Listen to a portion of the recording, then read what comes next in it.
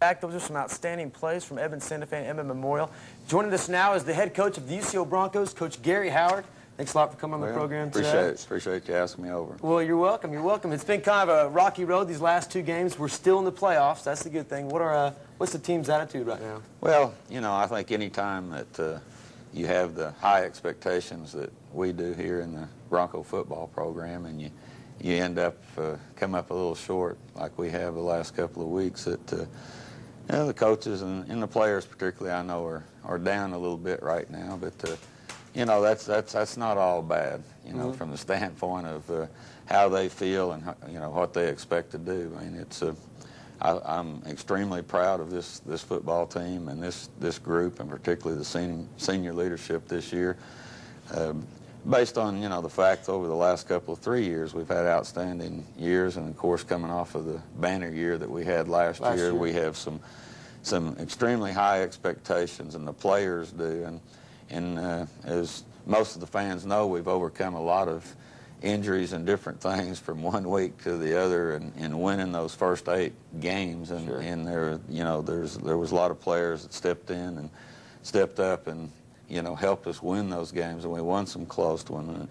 They had to fill some big shoes a lot of times. Exactly. With some injuries. And you know, those are the things that I look at from the overall standpoint. And as I said, I know some players are down a little bit right now because we reach for the top, and when we don't get there, well, you know, we're a little disappointed. But that's not all bad, you know, from that standpoint. But we're extremely, you know, proud I am of them.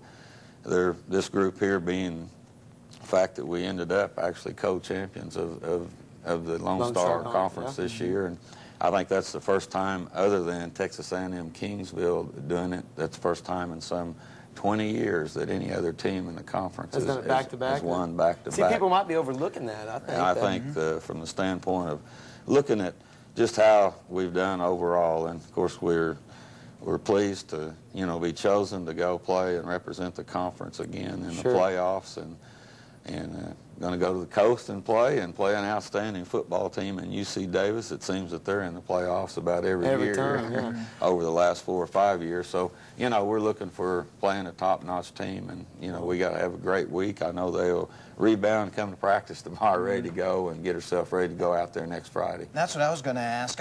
You know, you're doing so well at 8-0, and then you come the last 2 games, you take a loss, but you're still a good team going into the first round of the playoffs. How do you bounce back from 2 losses? Well, I think I think our players will do that and rise to the occasion. You know, particularly Saturday was a big downer. I mean, I know everybody played extremely hard. We had our opportunities to win the football game and just didn't get it done. And we were playing a good team. And, yeah, that's a good team. Excellent football team. Both of those last 2 games. We always have some tough battles with Northeastern.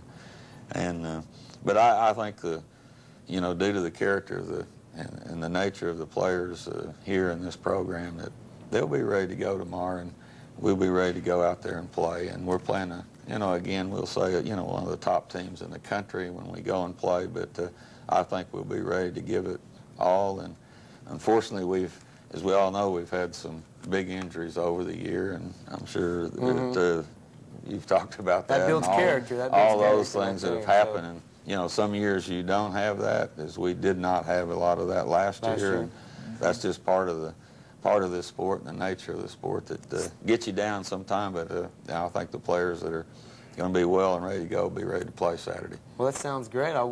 First of all, I'd like to congratulate you just on getting to this point. It's such an honor to get chosen 16 teams out of 124 teams. So I just want to congratulate you on that. Wish the Broncos and you good luck next week at UC Davis. That's in California at 3 o'clock this Saturday. So that's all the time we have this evening. I'd like to thank the head coach of the UCO Broncos, Gary Howard, for joining us on the program today.